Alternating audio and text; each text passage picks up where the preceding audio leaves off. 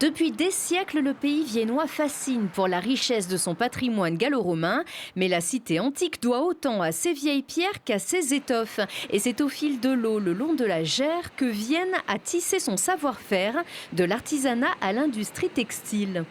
La Gers est une des deux rivières qui traversent la ville de Vienne pour se jeter dans le Rhône, à quelques pas d'ici. Elle a un flux important, un courant important qui a permis d'être utilisé comme force hydraulique, et ce depuis de nombreux siècles déjà. Donc on a vraiment toute la colonne vertébrale de l'industrie dès le XVIIe, XVIIIe siècle qui s'est implantée ici même. Une industrie qui a su prospérer en développant un savoir-faire unique sur la base d'une matière première locale, la laine cardée provenant des troupeaux environnants, de la production de la laine brute jusqu'au travail du fameux drap de laine qui longtemps habilla les soldats de l'armée française. On a un petit pic dans la production, dans l'histoire viennoise, après la Révolution française, au moment des guerres napoléoniennes.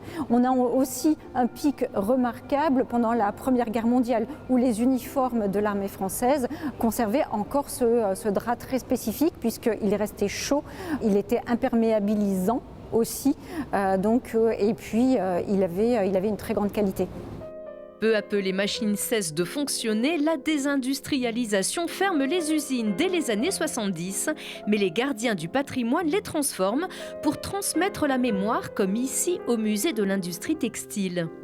Nous sommes dans une ancienne usine, l'usine Vaganet, qui était une usine de production textile, et maintenant on est dans un musée, le musée de l'histoire, à la fois l'histoire de l'industrie et l'histoire de la technique du travail de la laine jusqu'à son produit fini. Et puis ensuite on a aussi en seconde partie de parcours l'histoire des Viennois, des Viennoises, patrons, ouvriers qui ont travaillé, qui ont participé à l'essor de l'économie viennoise au travers de l'industrie textile.